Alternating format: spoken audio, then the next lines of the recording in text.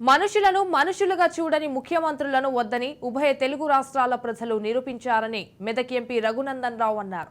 అందుకే ఉభయ రాష్ట్రాల ప్రజలు వారికి వ్యతిరేకంగా తగిన తీర్పు ఇచ్చారని పేర్కొన్నారు. హైదరాబాద్ లో నిర్వహించిన మీట్ ది ప్రెస్ కార్యక్రమంలో పలు అంశాలపై స్పందించారు. ఇక ఇందిరాగాంధీ వచ్చి పోటీ చేసిన తర్వాత మెదక్ అభివృద్ధి జరిగిందన్న మాట ఉత్తమాట అని ఎంపీ వెల్లడించారు. అంతకు ముందే మెదక్ అభివృద్ధి చెందిందని పేర్కొన్నారు. కేంద్ర రాష్ట్ర ప్రభుత్వాల సహకారంతో మెదక్ను అన్ని రంగాల్లో అభివృద్ధి చేస్తామని ఎంపీ రఘునందన్ రావు పేర్కొన్నారు. ఇక రాబోయే రోజుల్లో మూతపడిన నిజాం షుగర్ ఫ్యాక్టరీని తిరిగి తెరిపిస్తామని రఘునందన్ రావు హామీ ఇచ్చారు.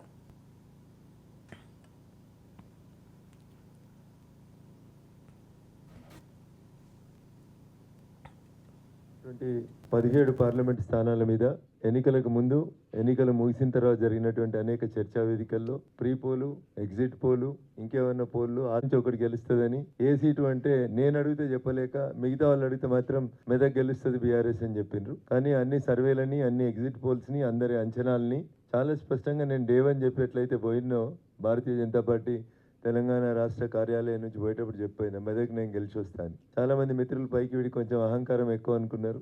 కొద్దిమంది మిత్రులు నమ్మిండ్రు. దుబ్బాక ఉప ఎన్నికలప్పుడు నాతో కలిసి పనిచేసినటువంటి కొంతమంది మిత్రులు రఘు ఏదైనా చెప్తే చేస్తాడని నమ్మిండ్రు. ఏ సర్వే కూడా ఈటీవీ ఆర్టీవీ నేను ఎవరు నిందించదలుచుకోలేదు.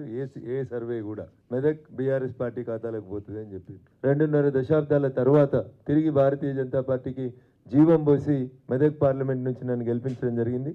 మా కార్యకర్త బంధువులు, మా జిల్లా ప్రజానికం, మా జిల్లా జర్నలిస్ట్ మిత్రులు, మా జిల్లాలో ఉన్నటువంటి అనేక సంఘాలు కోరుకున్నటువంటి రీతిలో వాళ్ళ ఆశల మేరకు, వాళ్ళ ఆకాంక్షల మేరకి వాయిస్ ఆఫ్ ద వాయిస్లెస్గా ఎవరి గొంతైతే చట్టసభలలో వినబడతలేదని బాధపడుతున్నటువంటి పేద ప్రజలు వాళ్ళ సమస్యలు ఉన్నాయో వాటిని ఖచ్చితంగా ప్రతిబింబించేలా చేస్తానని చెప్పి, ఏ రోజు కూడా నిరాశను దరిచేరనీయనని లక్ష్యాన్ని పెట్టుకొని ముందుకు పోవడానికి ప్రయత్నం చేస్తానని, నా ప్రయత్నంలో నేను సఫలీకృతం కావడానికి వేదిక ముందున్న మీరు అందరూ కూడా ఎల్లప్పుడూ నన్ను ఆశీర్వదించాలని నేను మనస్ఫూర్తిగా ఈ సందర్భంగా మీకు విజ్ఞప్తి చేస్తూ